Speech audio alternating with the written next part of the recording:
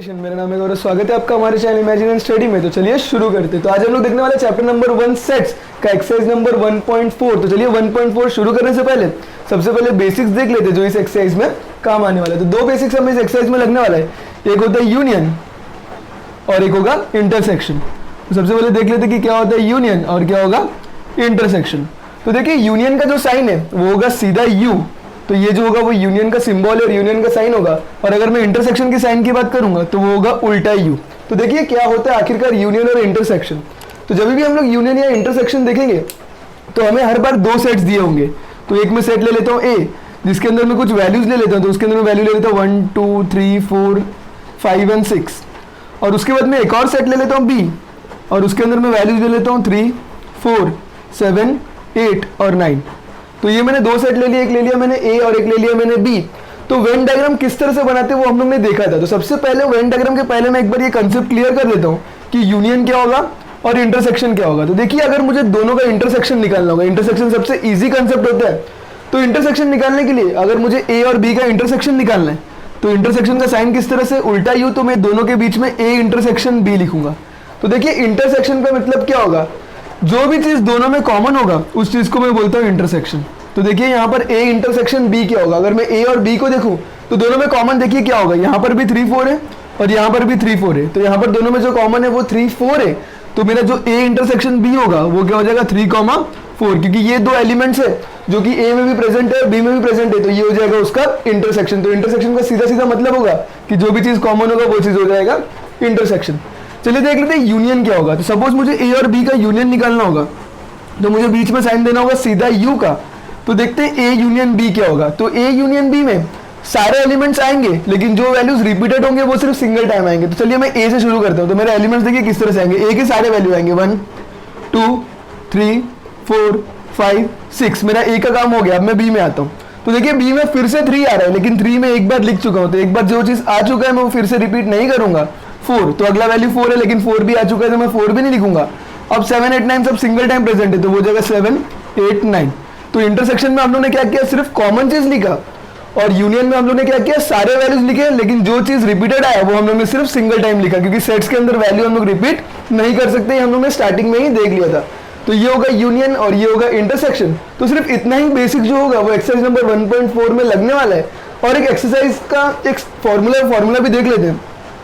तो देखिए एक चीज और, जब भी आप लोग यूनियन देखोगे तो कहीं पर भी अगर एटलीस्ट वाला टर्म दिख रहा है तो वो हमेशा आप लोग को यूनियन फाइंड आउट करने को बोला जाएगा। तो जहां पर भी एटलीस्ट दिखेगा उसका मतलब होगा यूनियन। और यूनियन या एटलीस्ट का मतलब क्या होगा कि वो वैल्यू कम से कम एक बार तो उस सेट में आया होगा, उसी चीज को हम लोग बोलते हैं यूनियन। और जहां पर भी आपको बोथ वर्ड दिखेगा, BOTH बोथ, तो बोथ मतलब दोनों में भी आने वाला, तो वो चीज होगा इंटरसेक्शन। तो जहां पर भी एटलीस्ट दिखा वो हो जाएगा यूनियन, और जहां पर भी बोथ टर्म दिखा वो हो जाएगा आपका इंटरसेक्शन। एक फॉर्मूला है, वो फॉर्मूला भी देख लेते हैं। तो फॉर्मूला कुछ इस तरह से होगा। फॉर्मूला के पहले देख लेते नंबर ऑफ टर्म्स क्या होता है। तो देखिए यहाँ पर ए में कितने वैल्यूज है, 1 2 3 4 5 6, टोटल 6 वैल्यूज है। तो यहाँ पर n ऑफ ए, तो ये हो जाएगा नंबर ऑफ वैल्यू इन ए। तो इसको हम लोग इस तरह से लिखेंगे n ऑफ ए। तो n ऑफ ए में कितने वैल्यूज है 6, तो n ऑफ ए कितना हो जाएगा 6 हो जाएगा। यहाँ पर देखिए बी में, तो बी में कितने वैल्यू 1 2 3 4 5। तो यहाँ पर अगर मुझे लिखना होगा n ऑफ बी, तो n ऑफ बी कितना हो जाएगा 5, क्योंकि उसके अंदर टोटल कितने वैल्यूज है, सिर्फ 5 वैल्यूज। अगर मुझे n of A intersection B लिखना होगा तो n of A intersection B, और इसमें कितने वैल्यूज है 2, तो यहाँ पर कितना आ जाएगा 2। उसी तरह अगर मुझे n of A union B लिखना होगा तो मैं किस तरह से लिखूंगा, n of A union B is equals to, values देखिए कितने, टोटल 9 वैल्यूज है, तो n of A union B is equals to 9। तो इसी तरह फॉर्मूला भी बनेगा। तो फॉर्मूला किस तरह से, फॉर्मूला यूनियन का है तो हम लोग फॉर्मूला किस तरह से लिखेंगे, n of A union B is equals to n of A plus n of B minus n of A intersection B. तो सिर्फ ये एक फॉर्मूला है जो पूरे एक्सरसाइज में लगने वाला है। तो इस फॉर्मूला को ध्यान से देख लीजिए। तो फॉर्मूला क्या है, n of A union B is equals to n of A plus n of B minus n of A intersection B. तो हर बार आप लोग को क्वेश्चन में कोई भी 3 वैल्यूज दिया होगा तो जो अगला वैल्यू होगा वो हम लोग उसमें सब्स्टिट्यूट करके कैलकुलेट कर सकते हैं। तो सिर्फ इतना ही एक्सरसाइज का बेसिक्स है जो कि एक्सरसाइज नंबर 1.4 में लगने वाला है। तो चलिए देखते हैं आगे का एक्सरसाइज का क्वेश्चन नंबर 1। तो देखिए क्वेश्चन नंबर 1 में क्या दिया है, if n of a is equals to 15, हमें number of terms in a दिया जो कि दिया 15, n of a union b जो कि एटलीस्ट वाला वैल्यू है वो हमें दिया 29, हमें दिया n of a intersection b जो कि दिया 7, और हमें फाइंड आउट करना है कि n ऑफ b कितना होगा। तो अभी अभी हमने बेसिक्स में देखा कि इसका सिर्फ एक ही एक्सरसाइज का सिर्फ एक ही फॉर्मूला है, और वो फॉर्मूला क्या था, N of A union B is equal to N of A plus N of B minus N of A intersection B. तो चलिए वो फॉर्मूला डाल के वैल्यूज को सब्स्टिट्यूट कर लेते हैं। तो यहाँ पर देखिए फॉर्मूला क्या है, N of A union B is equal to N of A plus N of B minus N of A intersection B. और इसमें से हमारे पास हमें कैलकुलेट करना है एन ऑफ बी, मतलब मुझे ये चीज कैलकुलेट करना है, और बाकी सारे वैल्यूज हमें क्वेश्चन में दिए गए। तो चलिए उसे सब्स्टिट्यूट कर लेते हैं। तो देखिए N of A union B, n of A union B का वैल्यू कितना दिया 29, तो यहाँ पर आ जाएगा 29 is equal to N of A का वैल्यू, तो एन ऑफ ए का वैल्यू कितना 15 प्लस एन ऑफ बी का हमारे पास वैल्यू नहीं है तो हम लोग उसे n of B as it is लिखेंगे minus N of A intersection B, तो N of A intersection B का वैल्यू कितना दिया 7। तो चलिए हम लोग नंबर्स वाले वैल्यू को एक साइड लेके वेरिएबल वाले वैल्यू को वहीं पर छोड़ देंगे। तो इज इक्वल्स टू के वो साइड हम लोग सिर्फ एन ऑफ बी को लिख देंगे। तो एन ऑफ बी को मैंने वहीं पर लिख दिया। मैंने वहां पर क्यों रखा, क्योंकि वो पॉजिटिव में था तो इसलिए मैंने उसे वहीं पर छोड़ दिया। अगर वो नेगेटिव में होता तो मैं उसे यहाँ पर लेके सारे नंबर्स को वहां पर भेज देता, लेकिन ये ऑलरेडी वहां पर पॉजिटिव में था तो मैंने डायरेक्टली उसे पॉजिटिव में ही रख दिया। यहाँ पर वैल्यू क्या बचा, इज इक्वल्स टू ये साइड 29 बचा। अब इक्वल्स टू के वो साइड देखिए प्लस 15 है, प्लस 15 यहाँ पर आएगा तो वो बन जाएगा -15 और -7 यहाँ पर आएगा तो वो बन जाएगा +7। तो चलिए सॉल्व करते हैं। 29 - 15, तो 29 - 15 कितना हो जाएगा 14 + 7 is equals to N of B. तो यहाँ पर 14 + 7 कितना हो जाएगा 21 is equals to N of B. अब मैं इसे जगह चेंज कर देता हूँ तो ये हो जाएगा N of B is equals to 21। तो वही चीज हमें फाइंड आउट करना था। हमें क्या फाइंड आउट करना था कि एन ऑफ बी का वैल्यू कितना होगा, और एन ऑफ बी का जो वैल्यू है वो हो गया 21। तो इसी के साथ हमारा क्वेश्चन नंबर 1 कंप्लीट हो गया। तो चलिए देखते हैं नेक्स्ट क्वेश्चन जो कि क्वेश्चन नंबर 2। तो देखिए क्वेश्चन आपको स्क्रीन पर दिख रहा होगा। तो क्वेश्चन है in hostel there are 125 students. तो एक हॉस्टल है जहां पर 125 स्टूडेंट्स है। तो मैं लिख लेता हूं there are 125 students, there are 125 students in a hostel. आगे देखिए क्या दिया है, आगे दिया out of which 80 drinks tea. तो यहाँ पर जो 80 बच्चे लोग हैं वो चाय पीते, तो हम लोग को यहाँ पर लिखना पड़ेगा there are 80 students, there are 80 students, 80 students who drinks tea. तो देखिए जिस तरह से हमारे पास n of A n of B जो भी हम लोग फॉर्मूला में यूज करते थे, तो यहाँ पर हम लोग अपने मन से वो वैल्यू लेना पड़ेगा। तो यहाँ पर टी के लिए दिया है तो उसलिए मैं यहाँ पर ले लेता हूँ एन ऑफ टी। तो मतलब number of students who drinks T, और कितने लोग हैं जिन लोग टी पीते हैं, तो वो है टोटल 80। तो एन ऑफ टी का जो वैल्यू हो जाएगा ये हो जाएगा 80। चलिए आगे चलते हैं। आगे क्या दिया 60 ड्रिंक कॉफी, मतलब 60 स्टूडेंट्स जो कि कॉफी पीते हैं। तो there are 60 students who drinks coffee. तो यहाँ पर मैंने एन ऑफ टी ले लिया। टी किसके लिए लिया, टी के लिए। तो कॉफी के लिए मैं ले लूंगा एन ऑफ सी। तो यहाँ पर मैं ले लूंगा एन ऑफ सी। तो कितने लोग हैं जो कि कॉफी पीते हैं, वो है टोटल 60 स्टूडेंट्स। उसलिए जो मेरे पास एन ऑफ सी का वैल्यू आ जाएगा वो कितना आ जाएगा 60। आगे देखिए क्वेश्चन में क्या दिया है 20 drinks tea and coffee both. तो यहाँ पर टोटल 20 स्टूडेंट्स हैं जो चाय भी पीते हैं और कॉफी भी पीते हैं। तो यहाँ पर मैं लिखूंगा there are 20 students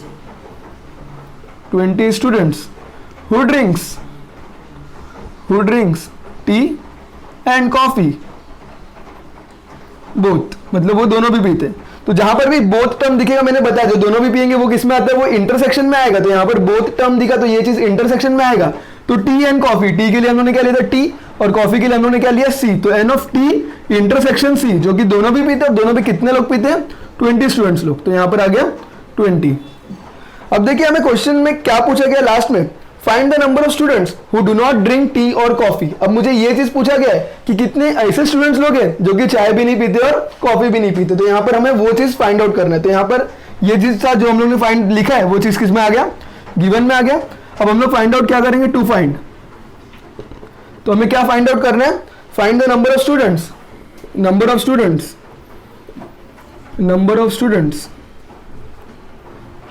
who do not drink tea और कॉफी। मतलब हमें ऐसे बच्चे ढूंढने जो कि चाय भी नहीं पीते और कॉफी भी नहीं पीते। तो एक बार देख लीजिए क्या क्या क्वेश्चन में दिए गए। क्वेश्चन में क्या दिया गया कि हॉस्टल है और उस हॉस्टल में टोटल कितने स्टूडेंट्स हैं 125 स्टूडेंट्स। उसके बाद वहां पर हमें दिया है कि जो टी कितने बच्चे लोग पीते हैं, मतलब चाय कितने बच्चे लोग पीते हैं। टोटल 80 स्टूडेंट्स है जो लोग चाय पीते हैं, उसलिए यहाँ पर मैंने लिख दिया एन ऑफ टी जो कि होगा 80। उसके बाद दिया हमें कॉफी कितने बच्चे लोग पीते थे, टोटल 60 स्टूडेंट्स है जो कि कॉफी पीते हैं, तो इसीलिए मेरा एन ऑफ सी जो आएगा वो कितना आ जाएगा 60।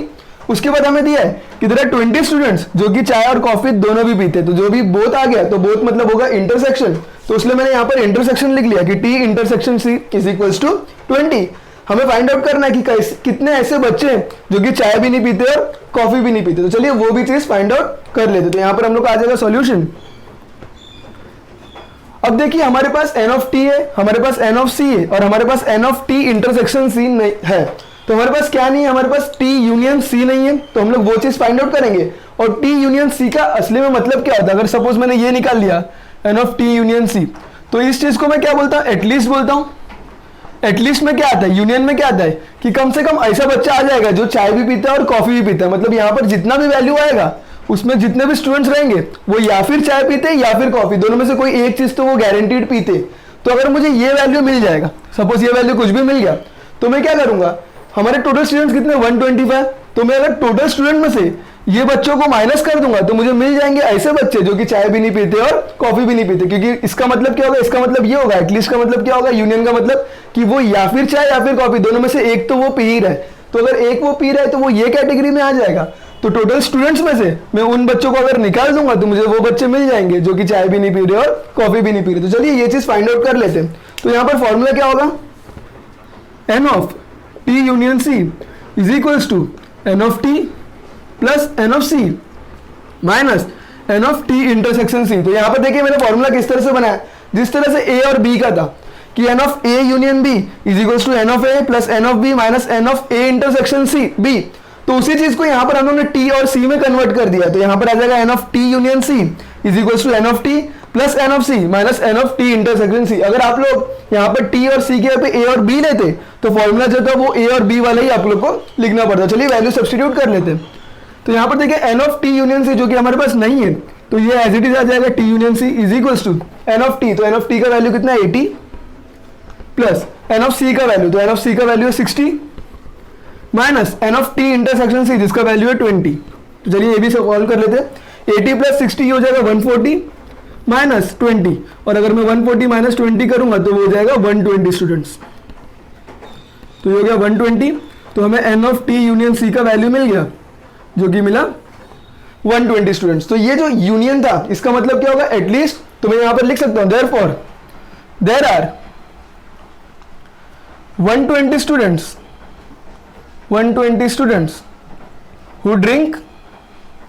who drinks either tea और कॉफी, मतलब वो या फिर चाय या फिर कॉफी गारंटीड पी रहे। तो कितने बच्चे लोग जो कि चाय या फिर कॉफी दोनों में से एक चीज पी रहे या फिर दोनों भी पी रहे, वो कितने हो गए 120। लेकिन टोटल स्टूडेंट्स जो थे वो कितने थे 125 स्टूडेंट्स थे। तो इसीलिए मैं क्या करूंगा, इन 125 में से अगर मैं इस 120 को माइनस कर दूंगा तो मेरे पास बच जाएंगे 5 स्टूडेंट्स जो कि ना चाय पियेंगे ना ही कॉफी पियेंगे। तो वो स्टेटमेंट में लिख देते देयरफॉर। तो यहाँ पर देखिए हमें फाइंड आउट क्या करना है, number of students who do not drink tea और कॉफी। तो मैं यहाँ पर लिख लेता हूँ number of students who does not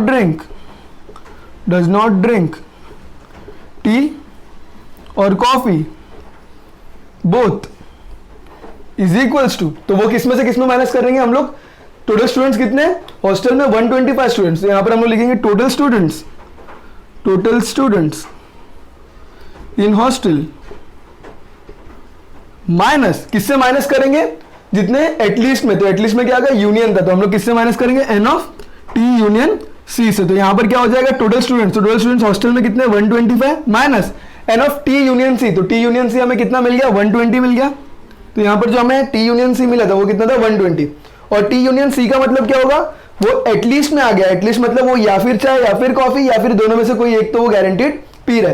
तो टोटल स्टूडेंट्स अगर 125 और 120 स्टूडेंट कुछ तो कुछ पी रहे, तो टोटल कितने स्टूडेंट्स बच जाएंगे जो कुछ भी नहीं पी रहे, तो वो हो जाएंगे 5 स्टूडेंट्स। तो हमें लास्ट स्टेटमेंट भी लिखना पड़ेगा therefore there are 5 students who does not drink T और कॉफी। तो हमारा जो फाइनल आंसर होगा वो हो जाएगा 5 स्टूडेंट्स। तो इसी के साथ हमारा क्वेश्चन नंबर 2 भी कंप्लीट हो गया। चलिए देखते हैं अगला क्वेश्चन जो कि क्वेश्चन नंबर 3। क्वेश्चन जो कि क्वेश्चन नंबर 3, तो यहाँ पर क्वेश्चन नंबर 3 स्क्रीन पर दिख रहा होगा। तो क्वेश्चन है in a competitive exam 50 students passed in English. तो यहाँ पर एक कॉम्पिटिटिव एग्जाम हुआ जिसमें 50 स्टूडेंट्स पास्ड हो गए इंग्लिश सब्जेक्ट में। तो यहाँ पर मैं गिवन में लिख लेता हूँ गिवन। तो यहाँ पर गिवन में क्या है, 50 स्टूडेंट्स पास्ड इन इंग्लिश। तो यहाँ पर मुझे नंबर ऑफ स्टूडेंट्स लिखना होगा, इंग्लिश में कितने लोग पास हुए। तो यहाँ पर मैं ले लेता हूँ एन ऑफ ई। तो number of students who passed in English, और वो कितना है 50। तो यहाँ पर जो एन ऑफ ई होगा वो 50 होगा। यहाँ पर आप लोग जो वेरिएबल ले रहे हो वो वेरिएबल के हिसाब से हम लोग को फॉर्मूला बनाना है। फिर उसके बाद 60 स्टूडेंट्स पास्ड इन मैथमेटिक्स। तो यहाँ पर टोटल 60 स्टूडेंट्स जो थे वो मैथ्स में पास हुए। तो 60 स्टूडेंट्स पास्ड इन मैथमेटिक्स। तो मैथमेटिक्स के यहाँ पे मैं जो वेरिएबल लूंगा वो लूंगा m। तो यहाँ पर मैं लिख लेता हूँ n of m is equals to 60। तो जो a और b था वो कन्वर्ट होके e और m बन गया। तो वो हिसाब से हम लोग फॉर्मूला लिख लेंगे। उसके आगे 40 students passed in both the subject. तो यहाँ पर 40 स्टूडेंट्स हैं जो दोनों सब्जेक्ट में पास हो गए। तो 40 students passed in both subject. Both आ गया यहाँ पर। तो बोथ का मतलब मैंने बता दिया बेसिक में स्टार्टिंग में कि बोथ जहां पर भी दिखेगा वो चीज होगा इंटरसेक्शन। तो यहाँ पर बोथ में किसका किसका इंटरसेक्शन, ई और एम का। तो E intersection M is equals to 40। तो ये सारा चीज हमें दिया। और भी कुछ दिया क्वेश्चन में। तो क्वेश्चन में दिया है none of them fail in both the subject. मतलब कोई भी बच्चा जो ऐसा था जो कि फेल नहीं हुआ। मतलब हर बच्चा किसी ना किसी एक सब्जेक्ट में तो पास है। अगर वो इंग्लिश में पास होगा तो वो मैथ्स में फेल हो सकता है, लेकिन ऐसा कोई भी बच्चा नहीं है जो इंग्लिश मैथ्स दोनों में फेल हुआ। तो वो चीज का हमें कोई यूज यहाँ पर तो नहीं आने वाला है। आगे देखते हैं। Find the number of students who pass at least in one of the subjects. तो यहाँ पर वो देख लेते हैं कि टू फाइंड। तो हमें क्या फाइंड आउट करना है, number of students who passed at least in one subject, तो मैंने बता दिया बोथ का मतलब होता है इंटरसेक्शन और एटलीस्ट का मतलब होता है यूनियन। तो ये जो एटलीस्ट इसका मतलब क्या होता है, यूनियन। तो हमें यहाँ पर फाइंड आउट क्या करना है, हमें सीधी सीधी बात है कि यहाँ पर हम लोग डायरेक्टली यूनियन फाइंड आउट करने वाले। क्वेश्चन एक बार फिर से देख लीजिए। 50 स्टूडेंट्स इंग्लिश में पास है, उसलिए एन ऑफ ई जो होगा वो 50 हो गया। 60 स्टूडेंट्स मैथ्स में पास है, उसलिए एन ऑफ एम जो होगा वो 60 होगा। 40 स्टूडेंट्स दोनों में पास है, उसलिए दोनों का इंटरसेक्शन 40 होगा। हमें फाइंड आउट करना है at least number of students pass at least in one subject. At least का मतलब होता है यूनियन। तो डायरेक्टली हम लोग यहाँ पर सिर्फ यूनियन फाइंड आउट करने वाले। तो चलिए फाइंड आउट कर लेते हैं सॉल्यूशन। यूनियन के लिए हमें फॉर्मूला लिखना होगा। तो फॉर्मूला यहाँ पर ई और एम में, तो जहां जहां पर ए और बी था वहां पर ई और एम आ जाएगा। तो सबसे पहले n of E union M is equals to N of E plus N of M minus N of E intersection M. तो चलिए वैल्यू सब्स्टिट्यूट कर लेते हैं। Therefore n of E union M, तो ये चीज हमें फाइंड आउट करना है। तो ये हो जाएगा N of E union M is equals to N of E का वैल्यू, तो एन ऑफ ई का वैल्यू कितना 50 प्लस एन ऑफ एम का वैल्यू जो कि है 60 minus N of E intersection M का वैल्यू है 40। तो चलिए इसे भी सॉल्व कर लेते हैं। Therefore n of E union M is equals to 50 plus 60, तो ये हो जाएगा 110 माइनस 40। तो चलिए इसे भी सॉल्व कर लेते हैं। Therefore n of E union M 110 minus 40, तो ये हो जाएगा 70 स्टूडेंट्स। तो हमें लास्ट स्टेटमेंट लिखना पड़ेगा। तो लास्ट स्टेटमेंट टू फाइंड में क्या बोला था, number of students who pass at least in one subject. Therefore there are 70 students who passed at least बोला था इसलिए यूनियन फाइंड आउट किए, एटलीस्ट इन वन सब्जेक्ट। तो ये हो गया अपना फाइनल आंसर। तो फाइनल आंसर कितना है यहाँ पर 70 स्टूडेंट। तो इसी के साथ क्वेश्चन नंबर 3 भी कंप्लीट हो गया। चलिए देखते हैं अगला क्वेश्चन जो कि क्वेश्चन नंबर 4। क्वेश्चन नंबर 4, तो क्वेश्चन नंबर 4 स्क्रीन पर दिख रहा होगा। तो क्वेश्चन देखिए क्या दिया है, a survey was conducted to know the hobby of 220 students of class 9। तो यहाँ पर सर्वे मींस खाली हर एक बच्चे लोग के पास जाके पूछा गया कि उनका हॉबी क्या था। टोटल जो 9th में स्टूडेंट्स थे वो थे 220, मतलब टोटल जो यूनिवर्सल सेट है, मतलब टोटल स्टूडेंट्स जो है वो होंगे 220 स्टूडेंट्स। तो यहाँ पर मैं लिख लेता हूँ there are 220 students in class 9। तो क्लास 9 में टोटल कितने स्टूडेंट्स थे 220। तो इसे मैं यूनिवर्सल सेट ले लेता हूं। तो यूनिवर्सल सेट क्या होता है ये हम लोग ने पिछले एक्सरसाइज में देख लिया था। तो मैं लिख लेता है एन ऑफ यू जो कि है 220। आगे देखते क्या दिया गया। In hostel there are 120 a survey was conducted to know the hobby of 220 students of class 9 out of which 130 students informed about their hobby is rock climbing. तो 120 स्टूडेंट्स ऐसे थे जिन्होंने बताया कि उनका जो हॉबी है वो क्या है, रॉक क्लाइंबिंग। तो यहाँ पर लिख लेता हूँ 120 students inform their hobby S. तो कितने टोटल स्टूडेंट्स जिन्होंने बताया वो टोटल है 130 स्टूडेंट्स, और उन्होंने उनका हॉबी क्या बताया, रॉक क्लाइंबिंग। तो यहां पर लिख लेते हैं, यहां पर देखिए रॉक क्लाइंबिंग के लिए मैं आर ले लेता हूं, तो देयरफॉर एन ऑफ आर जो होगा वो कितना हो जाएगा 130। आगे चलते, आगे देखते क्वेश्चन में क्या दिया है, 180 students informed about their hobby as sky watching. तो यहां पर कितने लोगों ने स्काई वॉचिंग बताया, 180 स्टूडेंट्स ने। तो 180 students inform their hobby as sky watching. तो यहां पर स्काई वॉचिंग के लिए मैं एस ले लेता हूं, तो यहां पर ये हो जाएगा therefore n of S is equals to 180। तो रॉक क्लाइंबिंग 130 लोग ने और स्काई वॉचिंग 180 लोग ने। आगे क्या दिया है, there are 110 students who follow both the hobbies. तो यहां पर 110 स्टूडेंट्स ऐसे थे जिनको दोनों भी हॉबी पसंद थे। तो मैं लिख लेता हूं there are 110 students who follow both the hobbies मतलब उन्हें रॉक क्लाइंबिंग भी पसंद था, उन्हें स्काई वॉचिंग भी पसंद था। तो जहां पर भी बोथ टर्म आ गया वो चीज होता है इंटरसेक्शन। तो किसका किसका इंटरसेक्शन, रॉक क्लाइंबिंग और स्काई वॉचिंग का। तो यहां पर आ जाएगा R intersection S is equals to 110। देखिए क्वेश्चन में आगे क्या दिया है, आगे और चीज भी दिया है, then how many students do not have any of the two hobbies. तो हमें फाइंड आउट करने को देखो क्या क्या बोला गया है, वो हम लोग यहाँ पर टू फाइंड में लिख लेते हैं। तो हमें पहला चीज क्या बोला गया है कि how many student do not have any of the two hobbies. How many students does not have any of the hobbies. तो ये चीज हमें पहला चीज फाइंड आउट करने को बोला है। उसके बाद और क्या फाइंड आउट करने को बोला है, हमें बोला गया how many of them follow the hobby of rock climbing only. Students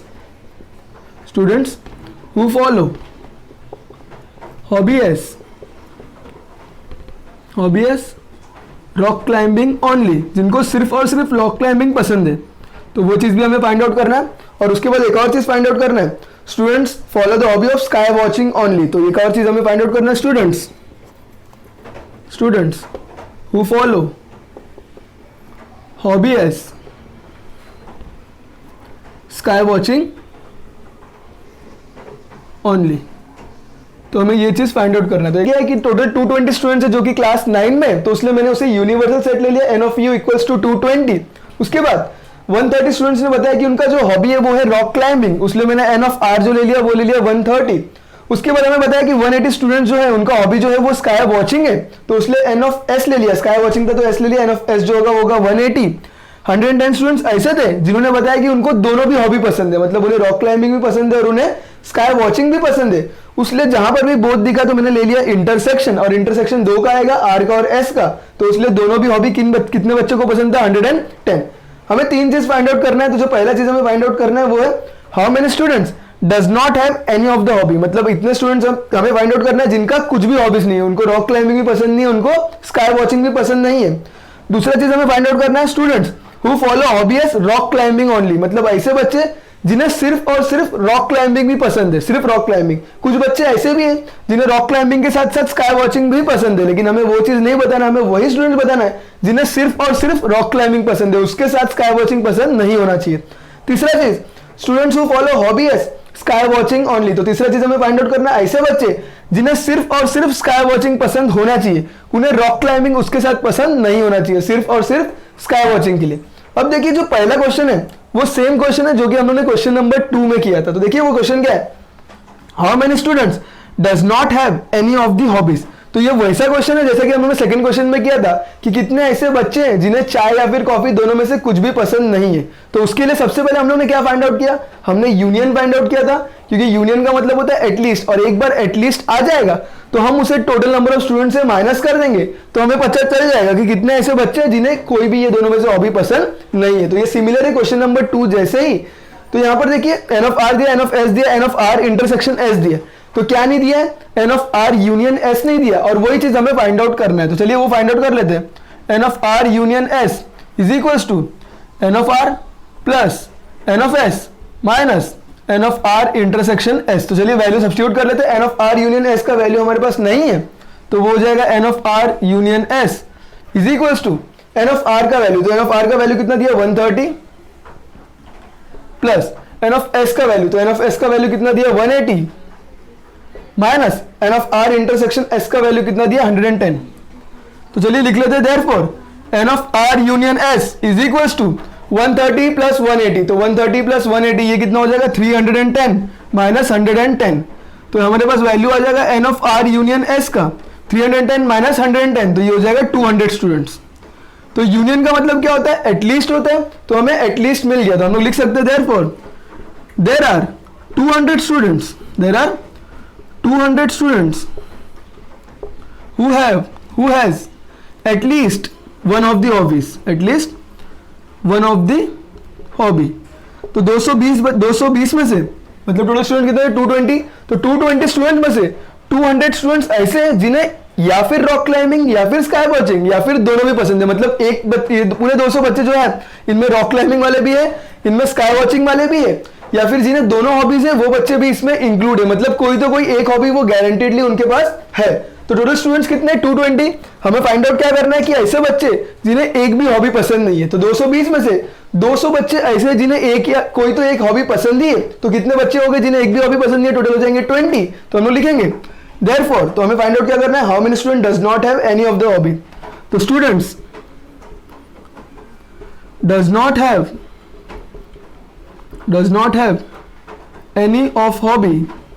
any of the hobby is equals to total number of students। total number of students मतलब n of u माइनस किससे minus करेंगे हम लोग? जिनको at least one of the hobby है, मतलब उसके union के साथ। तो ये चीज हम लोगों ने किया था क्वेश्चन नंबर 2 में भी। हम लोगों ने 125 में से 120 माइनस करके टोटल निकाल लिया था 5 स्टूडेंट जिन्हें ना चाय ना कॉफी दोनों भी पसंद है।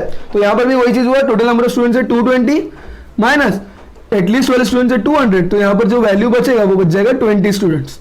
तो जो फाइनल आंसर होगा क्वेश्चन नंबर 1 के लिए, जो कि यहाँ पर हम लोग ने ये फर्स्ट वाले सब क्वेश्चन के लिए, तो वो क्या हो जाएगा, देयर आर 20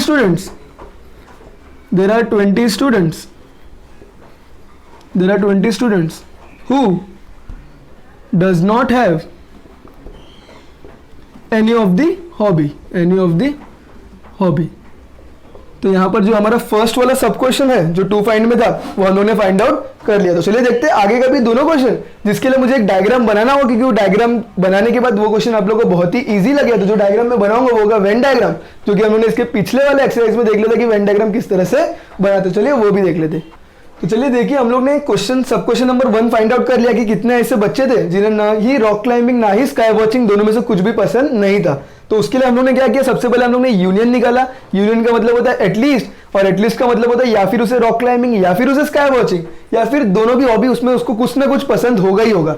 तो मैंने 220 में से वो 200 स्टूडेंट्स को माइनस कर दिया, तो मुझे मिल गया 20 स्टूडेंट्स जिन्हें ना ही रॉक क्लाइंबिंग ना ही स्काई वॉचिंग पसंद था। तो यहाँ पर सब क्वेश्चन 1 कंप्लीट हो गया।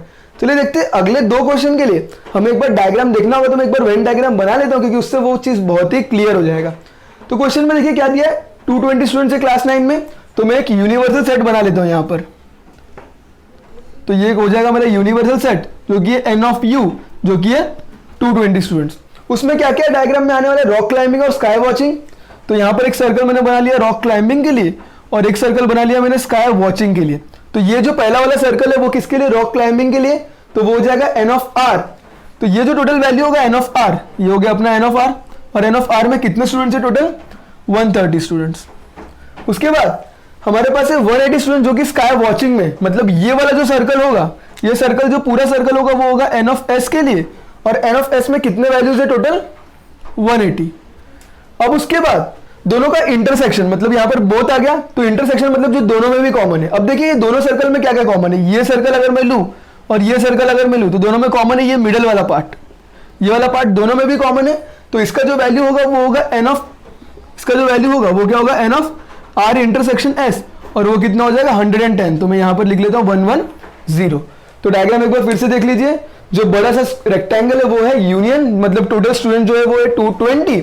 उसके बाद एन ऑफ आर जो होगा वो होगा सिर्फ और सिर्फ रॉक क्लाइंबिंग, ये पूरा वाला पार्ट, मतलब पूरा सर्कल रॉक क्लाइंबिंग वाला, जो कि होगा 130। उसके बाद स्काई वॉचिंग का अगला सर्कल है, सेकंड सर्कल जो है वो स्काई वॉचिंग का है, वो हो जाएगा 180। और 110 स्टूडेंट्स ऐसे हैं जिन्हें रॉक क्लाइंबिंग के साथ साथ स्काई वॉचिंग भी पसंद है।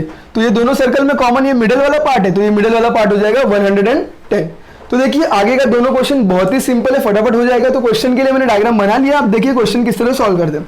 तो क्वेश्चन में क्या है, students who follow hobby as rock climbing only. तो students who follow hobby as rock climbing only. तो देखिए ये किस तरह से मिल जाएगा, सिर्फ एक ही शॉर्टकट था, हमें क्या फाइंड आउट करना है, ऐसे स्टूडेंट जिन्हें सिर्फ और सिर्फ रॉक क्लाइंबिंग पसंद है। लेकिन देखिए रॉक क्लाइंबिंग के लिए जो सर्कल है बहुत बड़ा सर्कल है, पहला वाला पूरा सर्कल रॉक क्लाइंबिंग के लिए। लेकिन ये रॉक क्लाइंबिंग में ये जो ये वाला पार्ट है, मीन्स ये वाला जो पार्ट है, ये दोनों में भी आया, स्काई वॉचिंग में भी आया ये वाला पार्ट। तो हमें ये पार्ट को निग्लेक्ट करना होगा, क्योंकि ये वाले पार्ट में स्काई वॉचिंग के भी कुछ पार्ट आ रहे हैं। तो हमें क्या फाइंड आउट करना है, हमें सिर्फ और सिर्फ रॉक क्लाइंबिंग के लिए फाइंड आउट करना है। तो हमें ये स्ट्रेट लाइन मैंने जितना बनाया है, हमें कितना फाइंड आउट करना है, सिर्फ और सिर्फ रॉक क्लाइंबिंग के लिए। तो सिर्फ और सिर्फ रॉक क्लाइंबिंग वाला जो पार्ट है वो कितना है, यहाँ से यहाँ तक। तो ये जो मिडल वाला पार्ट होगा वो मुझे निकालना पड़ेगा, क्योंकि वो मिडल वाले पार्ट में स्काई वॉचिंग के भी कुछ पार्ट आ रहे हैं और मुझे स्काई वॉचिंग चाहिए ही नहीं, हमें क्या चाहिए, सिर्फ और सिर्फ रॉक क्लाइंबिंग ही चाहिए। तो मैं क्या करूंगा, ये पूरे सर्कल में से, तो पूरा सर्कल क्या है, एन ऑफ आर, ये हो गया रॉक क्लाइंबिंग का सर्कल। मैं पूरे सर्कल में से ये वाला पार्ट को निकाल दूंगा। तो ये वाले पार्ट को हम लोग क्या बोलते हैं, n of R intersection S. तो मैं यहाँ पर n of R intersection S को वो वाले पार्ट में से निकाल दूंगा। तो एन ऑफ आर का जो वैल्यू है वो कितना है, 130 minus N of R intersection S का वैल्यू कितना है, 110। तो यहाँ पर कितने स्टूडेंट्स हो गए, टोटल 20 स्टूडेंट्स। तो यहाँ पर सिर्फ और सिर्फ 20 स्टूडेंट्स है जिन्हें सिर्फ और सिर्फ रॉक क्लाइंबिंग पसंद है। तो मैं यहाँ पर लिख लेता हूँ students who follow hobby as rock climbing only, जिन्हें सिर्फ और सिर्फ रॉक क्लाइंबिंग पसंद है, आर 20।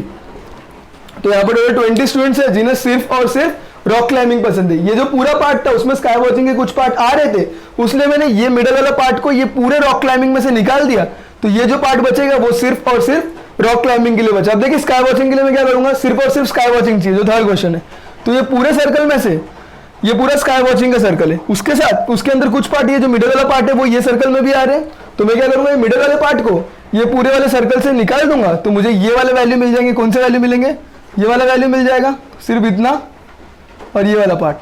तो ये वाला पार्ट जो होगा वो सिर्फ और सिर्फ स्काई वॉचिंग के लिए होगा। तो मैं क्या करूंगा, पूरे सर्कल में से ये रॉक क्लाइंबिंग वाला पार्ट निकाल दूंगा, तो मुझे सिर्फ और सिर्फ स्काई वॉचिंग के लिए मिल जाएगा। तो चलिए वो भी कर लेते हैं। हमारा सेकंड वाला सब क्वेश्चन भी हो गया। चलिए देखते हैं थर्ड वाला। तो थर्ड वाला सब क्वेश्चन क्या है, students who follow hobby as sky watching only. तो यहां पर लिख लेते हैं students, therefore students who follow hobby as sky watching only, मतलब सिर्फ और सिर्फ स्काई वॉचिंग होना चाहिए। लेकिन ये वाला जो बड़ा सर्कल है स्काई वॉचिंग का, उसके अंदर कुछ पार्ट रॉक क्लाइंबिंग के भी आ रहे हैं। तो मुझे क्या करना होगा, ये मिडिल वाला पार्ट को वो पूरे सर्कल में से निकालना होगा।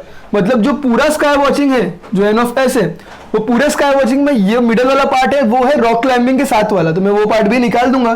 तो मैं यहाँ पर क्या निकालूंगा, आर इंटरसेक्शन एस को पूरे एस में से निकाल दूंगा। तो मुझे सिर्फ और सिर्फ स्काई वॉचिंग का मिलेगा, क्योंकि अगर मैं ये पूरे सर्कल को देखूंगा तो इसमें स्काई वॉचिंग तो है ही, लेकिन ये मिडिल में कुछ रॉक क्लाइंबिंग के भी पार्ट है। तो मैं क्या करूंगा, पूरे स्काई वॉचिंग में से रॉक क्लाइंबिंग के मिडिल वाले पार्ट को उड़ा दूंगा। तो यहाँ पर क्या होगा, एन ऑफ एस।